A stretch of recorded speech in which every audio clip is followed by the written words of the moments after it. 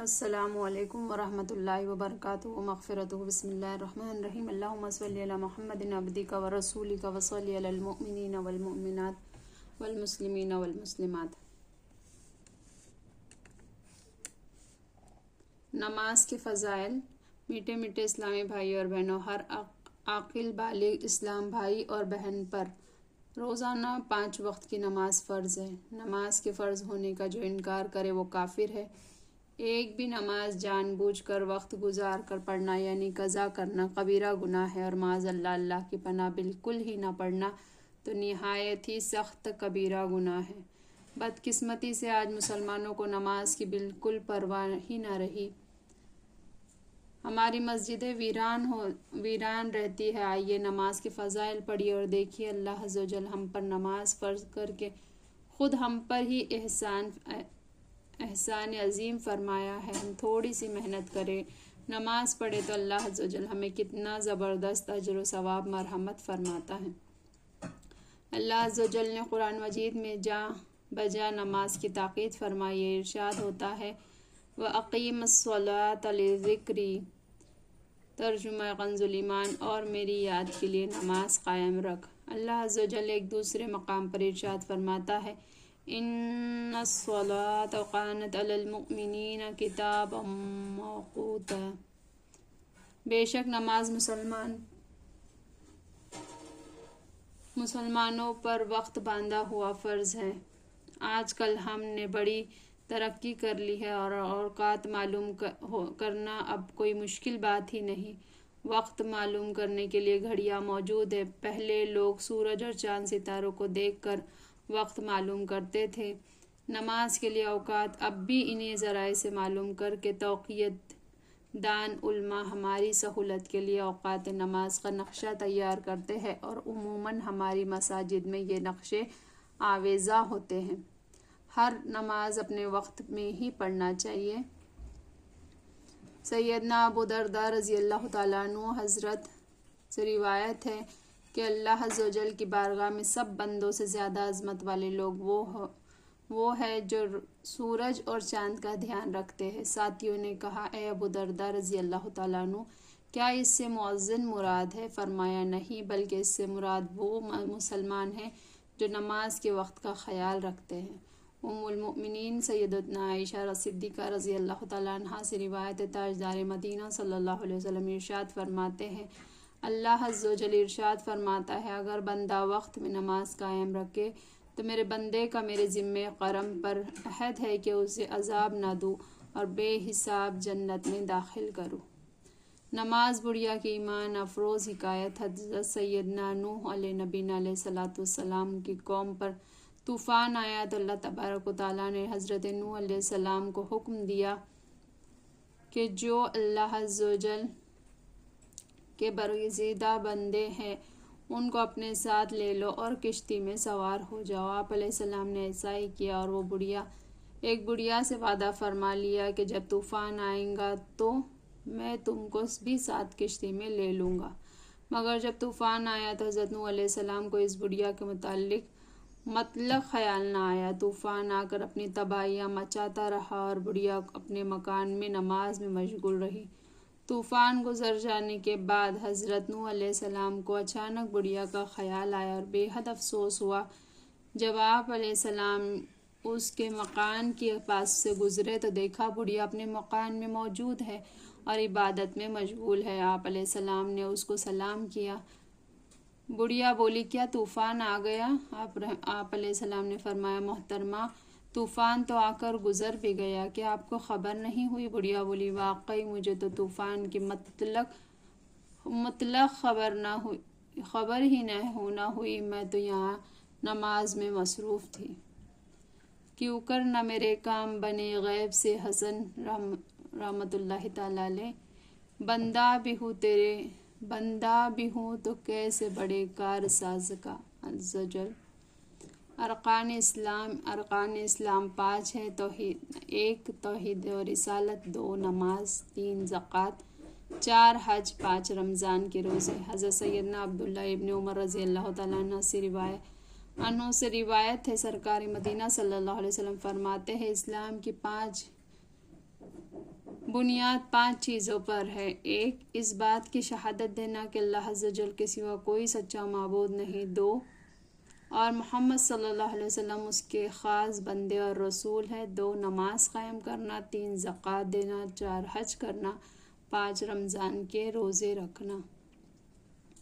مدینہ کے تاجدار صلی اللہ علیہ وسلم نے بارہا نماز کی اہمیت پر زور دیا اور بے شمار فضائل بھی بیان فرمائے ہیں۔ چنانچہ 5 نمازیں پڑھیے اور 50 نمازوں کا ثواب کمائیے۔ حضرت انس رضی اللہ تعالیٰ عنہ نے فرمایا، شہنشاہ مدینہ صلی اللہ علیہ وسلم کا فرمان عالی شان ہے کہ اللہ عز و جل نے میری امت پر 50 نمازیں فرض فرمائی تھی۔ جب میں موسیٰ علیہ السلام کے پاس لوٹ کر آیا تو موسیٰ علیہ السلام نے دریافت کیا کہ اللہ تبارک و تعالیٰ نے آپ صلی اللہ علیہ وسلم کی امت پر کیا فرض کیا ہے؟ میں نے انہیں بتایا تو کہنے لگے، اپنے رب تعالیٰ کے پاس لوٹ کر جائیے، آپ صلی اللہ علیہ وسلم کی امت اتنی طاقت نہیں رکھتی۔ میں لوٹ کر اللہ جل شانہ کے پاس گیا، ان سے کچھ حصہ کم کر دیا گیا۔ پھر جب موسیٰ علیہ السلام کے پاس لوٹ کر آیا، انہوں نے پھر مجھے لوٹا دیا۔ اللہ عز و جل نے فرمایا، اچھا 5 ہے اور 50 کی قائم مقام ہے، کیونکہ ہمارے قول میں تبدیلی نہیں ہوتی۔ موسیٰ علیہ السلام کے پاس لوٹ کر آیا، انہوں نے کہا پھر اللہ تبارک و تعالیٰ کے پاس لوٹ جائیے۔ میں نے جواب دیا، مجھے تو اللہ عز و جل سے شرم محسوس ہونے لگی ہے۔ اللہ عز و جل اپنا قول بدلتا نہیں۔ حضرت انس رضی اللہ تعالیٰ عنہ نے فرمایا، شب معراج حضور تاجدار صلی اللہ علیہ وسلم پر 50 نمازیں فرض کی گئی ہے، پھر کم کی گئی، یہاں تک کہ 5 رہ گئی۔ پھر آواز دی گئی، اے محبوب صلی اللہ علیہ وسلم، ہماری بات نہیں بدلتی، اور آپ صلی اللہ علیہ وسلم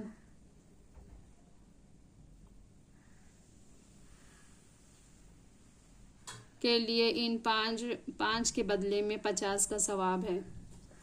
موسیٰ علیہ السلام نے وصال ظاہری کے بعد بھی ہماری مدد فرمائی۔ میٹھے اسلامی بھائی اور بہنوں، اللہ عز و جل کے پیارے نبی حضرت موسیٰ علیہ السلام ہم سے بے پناہ محبت کرتے ہیں۔ آپ علیہ السلام کو پہلے ہی سے یہ علم تھا کہ ہم سست لوگوں کو پہچانتے تھے کہ 50 تو 50، یہ لوگ 5 بھی نہیں پڑھ سکیں گے۔ انہوں نے 5 سے کم کرانا چاہا، لیکن ہمارے آقا صلی اللہ علیہ وسلم نے پھر کم کرانے کے لیے اللہ عز و جل کی بارگاہ میں عرض کرنا مناسب نہیں خیال فرمایا۔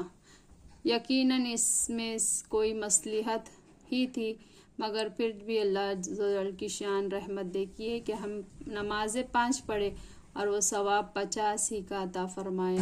ہم حضرت موسیٰ علیہ نبی علیہ السلام کا شکریہ ادا کرتے ہیں کہ ہم کمزوروں پر ترس کھاتے ہوئے ہماری مدد فرمائی۔ کسی کو اچھا مشورہ دینا یہ بھی تو مدد ہی ہے۔ اگر آپ علیہ السلام ہماری امداد نہ فرماتے تو شاید 50 ہی نمازیں پڑھنی پڑتی۔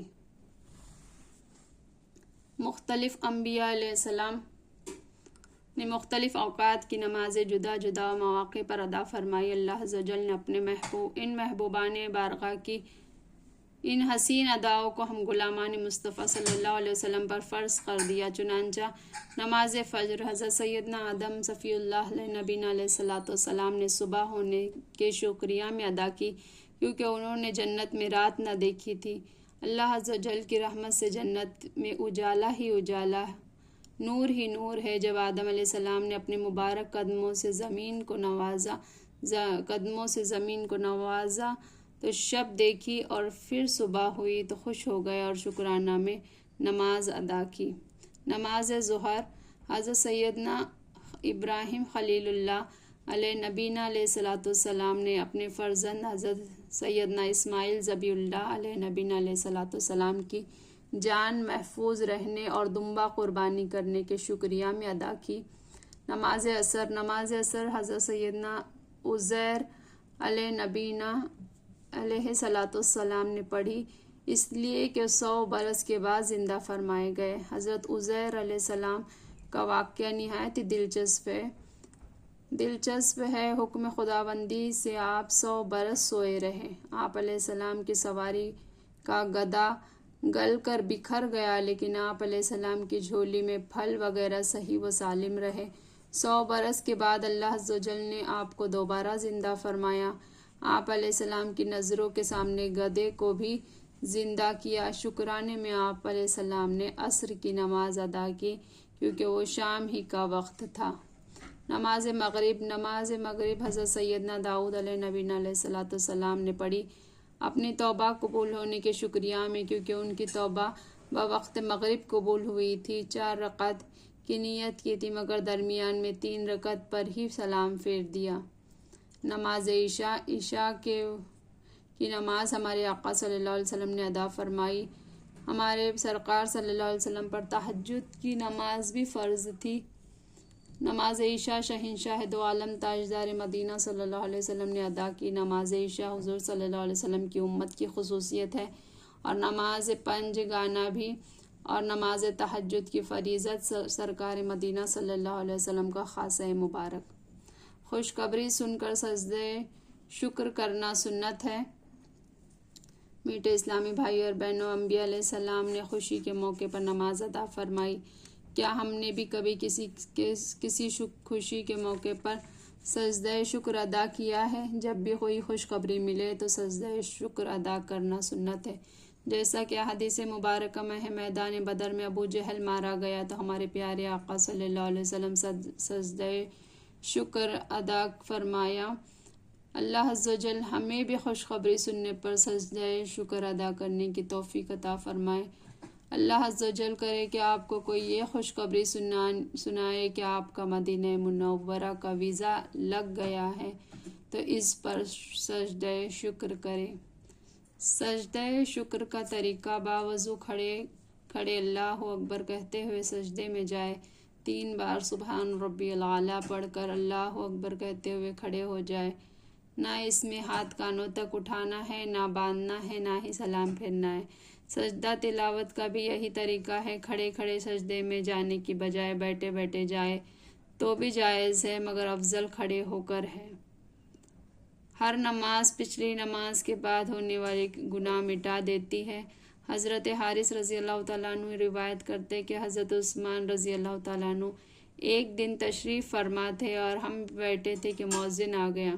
حضرت عثمان رضی اللہ تعالیٰ عنہ نے پانی منگوا کر وضو کیا، پھر فرمایا کہ میں نے مدنی تاجدار صلی اللہ علیہ وسلم کو اسی طرح وضو کرتے دیکھا ہے، اور میں نے سرکار مدینہ صلی اللہ علیہ وسلم کو یہ ارشاد فرماتے ہوئے بھی سنا ہے کہ جو شخص میرے اس وضو کی طرح وضو کرے پھر وہ ظہر کی نماز پڑھ لے تو اللہ عز و جل اس کے گناہوں کو معاف فرما دیتا ہے، یعنی وہ گناہ جو فجر کی نماز اور اس ظہر کی نماز کے درمیان ہوئی ہو، پھر جب عصر کی نماز پڑھتا ہے تو ظہر اور عصر کے مابین بیچ کے گناہوں کو معاف فرما دیتا ہے، اور پھر جب مغرب کی نماز پڑھتا ہے تو عصر اور مغرب کے درمیان کے گناہوں کو معاف فرما دیتا ہے، پھر عشاء کی نماز پڑھتا ہے تو اس کے اور مغرب کے درمیان کے گناہوں کو معاف فرما دیتا ہے۔ پھر ہو سکتا ہے رات بھر وہ لیٹ کر ہی گزار دے، اور پھر جب اٹھ کر وضو کرے اور فجر کی نماز پڑھے تو عشاء اور فجر کے مابین بیچ کے گناہوں کی بخشش ہو جاتی ہے، اور یہی وہ نیکیاں ہیں جو برائیوں کو دور کر دیتی ہے۔ نماز سے گناہ دھلتے ہیں۔ حضرت عثمان رضی اللہ تعالیٰ عنہ فرماتے ہیں، سرکار دو جہاں مدنی آقا صلی اللہ علیہ وسلم کا فرمان عالی شان ہے، اگر تمہارے کسی کے صحن میں نہر ہو، ہر روز وہ 5 بار اس میں غسل کرے تو کیا اس پر کچھ میل رہ جائیں گا؟ لوگوں نے عرض کیا، جی نہیں۔ آپ صلی اللہ علیہ وسلم نے فرمایا، ہم گناہوں کو ایسے ہی دھو دیتی ہے، نماز گناہوں کو ایسے ہی دھو دیتی ہے جیسا پانی میل کو دھوتا ہے۔ عیسیٰ علیہ السلام اور میلا کچیلا جانور۔ ایک دفعہ سیدنا عیسیٰ علیہ نبینا علیہ السلام دریا کے کنارے جا رہے تھے۔ دفعتاً آپ علیہ السلام کی نظر ایک سفید نورانی رنگ کے جانور پر پڑی۔ دیکھتے کیا ہے کہ وہ جانور دریا کی میلی کیچڑ میں لوٹ پوٹ ہو رہا ہے، جس سے اس کا بدن میلا ہو گیا ہے۔ پھر وہ جانور وہاں سے نکل کر دریا میں نہاتا ہے، پھر سے وہ اجلا ہو جاتا ہے۔ یہی عمل اس جانور نے 5 مرتبہ کیا۔ حضرت عیسیٰ روح اللہ علیہ نبینا علیہ السلام کو جانور کے اس فعل سے تعجب ہوا۔ حضرت جبرائیل علیہ السلام نے آپ کو متعجب دیکھ کر فرمایا، یا حضرت علیہ السلام، یہ جانور آپ علیہ السلام کو دکھایا گیا ہے، یہ امت محمد صلی اللہ علیہ وسلم کے نمازیوں کی مثال ہے، اور یہ کیچڑ ان کے گناہوں کی مثال ہے اور دریا ان کی نمازوں کی مثال ہے۔ یہ کیچڑ میں لوٹنا ان کے گناہ کرنے کی مثال ہے۔ بس جس طرح یہ جانور کیچڑ میں لوٹا اور نہا کر پاک و صاف ہو گیا، اسی طرح امت محمدیہ صلی اللہ علیہ وسلم کے گناہ گار ان 5 نمازوں کے سبب اپنے گناہوں سے پاک و صاف ہو جائیں گے۔ میٹھے میٹھے اسلامی بھائی اور بہنوں، یہ ہماری کس قدر سعادت مندی ہے اور خوش قسمتی ہے کہ اللہ عز و جل نے ہم پر نماز فرض فرمائی، اور بتقاضۂ بشریت جو گناہ ہم سے سرزد ہو جاتے ہیں وہ نماز کی برکت سے اور اپنے فضل و کرم سے ہم میں معاف فرما دیا کرتا ہے۔ یہ واقعی ہمارے پروردگار کا بے حد کرم ہے۔ اللہ عز و جل کے اس کرم کے خزانے کو جو نہ لوٹے وہ کس قدر بد نصیب اور محروم ہے۔ فجر کی نماز کی فضیلت حضرت سیدنا عبداللہ بن عمر رضی اللہ تعالیٰ عنہ سے روایت ہے، سرکار مدینہ صلی اللہ علیہ وسلم ارشاد فرماتے ہیں، جو صبح کی نماز پڑھتا ہے وہ شام تک اللہ عز و جل کے ذمے میں ہے۔ ایک دوسری روایت ہے کہ تم اللہ عز و جل کا ذمہ نہ توڑو، جو اللہ عز و جل کا ذمہ توڑیں گا اللہ تعالیٰ اسے اوندا کر کے دوزخ میں ڈال دیں گا۔ شیطان کا ساتھی، جو کوئی اسلامی بھائی فجر کی نماز ادا کرنے کے سعادت حاصل کرنے مسجد میں حاضر ہوتا ہے، اس کے ساتھ ایمان کا جھنڈا ہوتا ہے، اور جو بدنصیب بغیر نماز فجر ادا کیے بازار کو جاتا ہے، شیطان بھی اس کے ساتھ ہو لیتا ہے۔ چنانچہ حضرت سیدنا سلمان فارسی رضی اللہ تعالیٰ عنہ سے روایت ہے، تاجدار مدینہ صلی اللہ علیہ وسلم جو فرماتے ہیں، جو صبح کی نماز کو گیا ایمان کے جھنڈے کے ساتھ گیا، اور جو صبح بازار کو گیا ابلیس کے ساتھ گیا۔ سبحان اللہ و بحمدہ، سبحانک اللہم و بحمدک، اشہد ان لا الہ الا انت، نستغفرک و نتوب الیک۔ سبحان ربک رب العزت عما یصفون وسلام علی المرسلین والحمد للہ رب العالمین برحمتک یا ارحم الراحمین۔ السلام علیکم ورحمۃ اللہ وبرکاتہ، مغفرتہ۔